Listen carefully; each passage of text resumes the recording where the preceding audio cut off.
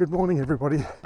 It's Tuesday, the 17th of February 2026. I'm going to say I'm going on to 7 o'clock in the morning, and obviously I'm off on my morning run. I'm a bit over 5k's into it. I didn't film the first section because it's a bit dark and I didn't think you'd see very much. So hopefully you'll enjoy the scenery, and you'll find what it is I'm talking about useful or informative. I'm going to talk about something called Take Back the Track, which I'll explain in a moment, and also some safety issues when running. I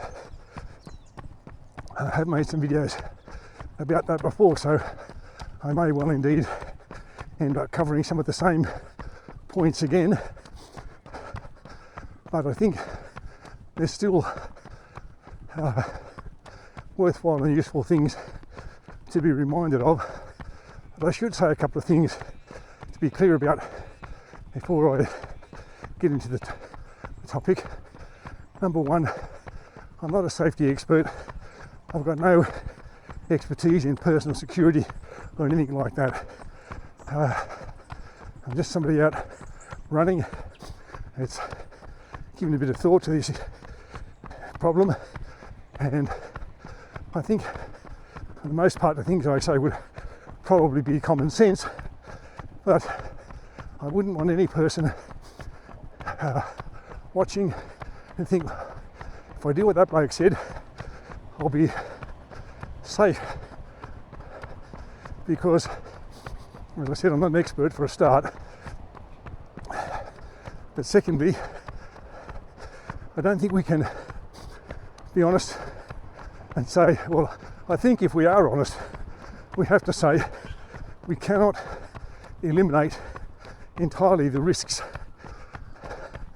that go with running, and one of those is that unfortunately you might get attacked. And I say that because despite all the precautions you might take, there are still people who might be out and about when you are that are affected by mental health issues, by drug and or alcohol related issues, and in some cases they're just nasty people out there. So all you can do is attempt to minimise the risk by doing some of the things I suggest, and then maybe some others which I haven't thought of. Now, the second thing to say is that I personally have not felt unsafe running. That is, I haven't felt as if somebody's going to attack me. I should say I probably don't fit the demographic. I'm a soon-to-be 73-year-old white male. I don't carry any valuables, and it's pretty obvious I'm not wearing headphones or anything like that. So there wouldn't be any point in attacking me from property because I don't have any on me. But that doesn't mean other people don't have reason to feel unsafe and haven't felt unsafe. So with those disclaimers, I suppose, out of the way, let's get to Take Back the Track. Now, the Sunday just gone, that is Sunday the 15th of February, was the second annual Take Back the Track Day. Now, what that's all about is that in 2023, a woman whose name I won't give was running in Ballarat, or near Ballarat, in Western Victoria. She was attacked and suffered some injuries, including a concussion, and for quite a while she obviously couldn't run, and then she had some fears about well, if I go running, it could happen again. Now in 2024, a similar incident happened with another woman. That woman just disappeared, and her disappearance is the subject of a criminal investigation. So the first woman decided that she would start this Take Back the Track organisation, and on a Sunday in February they have a bunch of running events all over the place to, as she says, raise awareness of safety issues for women and gender diverse people when they're running. They have a website. If you just Google Take Back the Track, they'll come up. They have a bunch of information about themselves, about these Take Back the Track days. They have some posters you can download to promote an event if you wanted to organise one. I guess you have to get in touch with them first and see what permissions and so forth you might need. And then there is a short survey that you can fill in to help them to gather research and data about how much of a problem safety is for morning, hey doggy, women and gender diverse people when they're running. Now they're only fairly new, as I say. They started in first event in 2025, so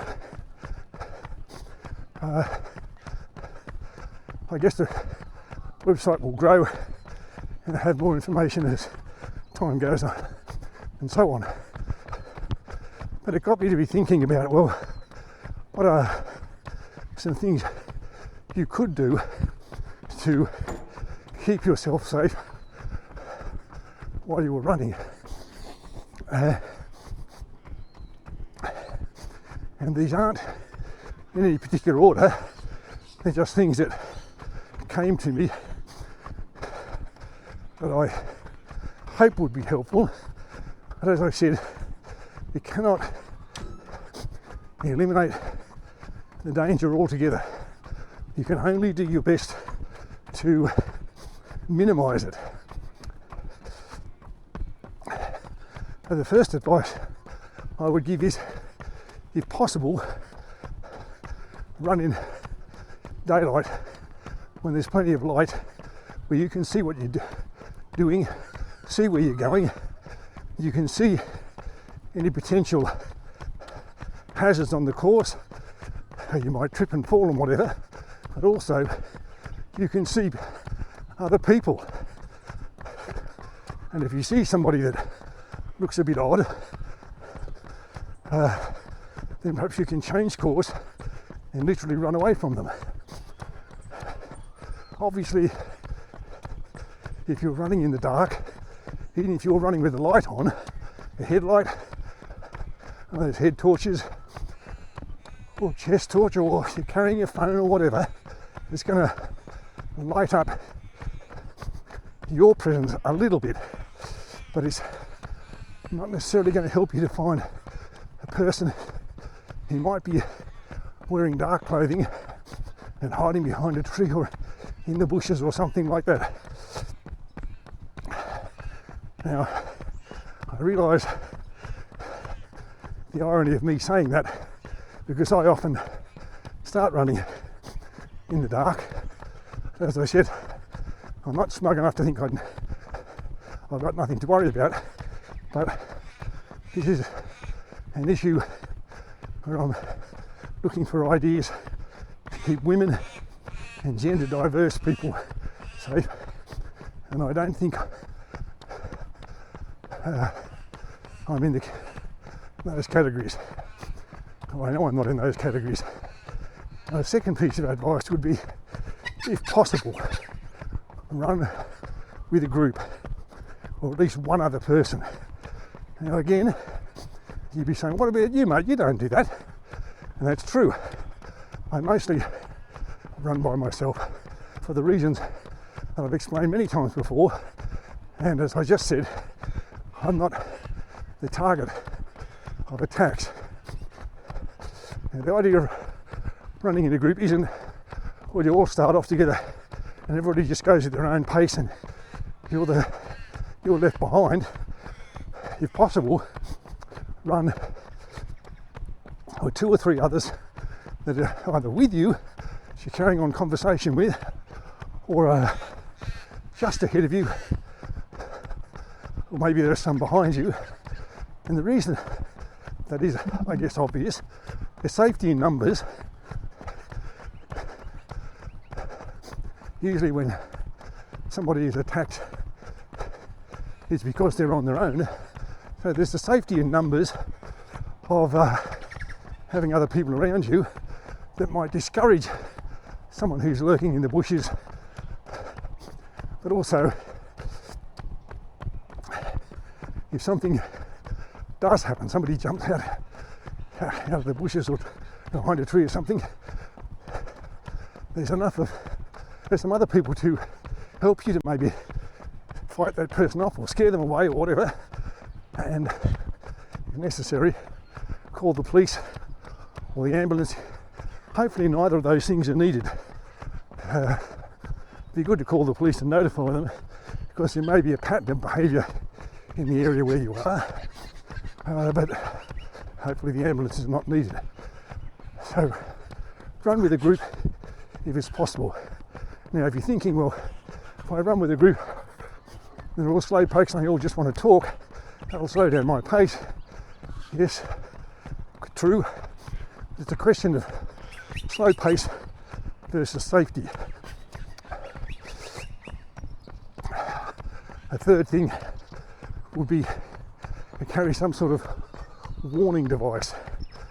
A whistle that you can wear around your neck if you have one of those hydration vests, bladder packs, camel packs, one of those kind of things. They often have, or sometimes have, a whistle attached to them. You can also get personal alarm type things that you can wear on the belt of your pants or leggings or whatever it is that you wear to run in. Those personal alarm things, they let out an awful sound that would either scare away your attacker or make so much noise that other people come and stick their heads out, if there are other people around, of course, to see what's going on and maybe come to your assistance if it's necessary. And you're probably thinking, the more stuff I've got to buy, the more stuff I've got to carry and so on. But again, it's a question of safety versus not being safe. Now, next suggestion is a little contentious or tricky, or whatever you want to think about it. If you have a partner, husband, wife, husband, or significant other, consider enabling location sharing on your phone. I'm suggesting that because you go out running, you can have a setup somehow on your phone that you send your friend, if you haven't got a partner, you need a friend that you can do this with. And so you send your friend a message when you get back from your run, one word like home or something like that, and they'll know that you made it home safely. You obviously wouldn't need to do that if it was your husband or partner. If you enable location sharing on your phone, then it means if they don't get that message from you, they can check on their phone and see where you are. Now, it might be that you ran a little further than you planned that day, so you weren't home by the time the message was normally sent, or you hurt yourself and you had to walk a while or something, or maybe you just forgot to send the message that day. But if you have a regular setup with someone else that says, I'm going to go running, when I go running, I'm going to send you a message when I get home, and they don't get that message, then, as I said, they can look on their phone and see where you are, or at least see where your phone is. And then they call it and you don't answer or something, they've at least got a starting point of where to go and look for you, or to call the police and say, look, my friend is out running. She normally does this. She hasn't done it. I've called her, hasn't answered. Her phone's here. They've got somewhere to go and look for you. Another suggestion might be to wear bright coloured clothing. That's going to make it easier for you to be seen.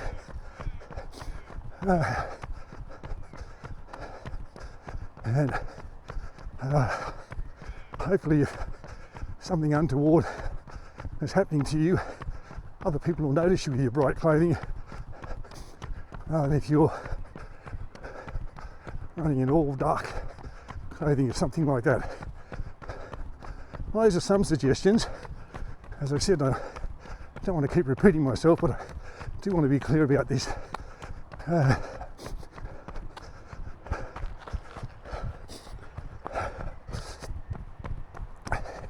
You can't eliminate the risk of something happening to you. Same way you can't eliminate the risk of injury. You can only minimise it.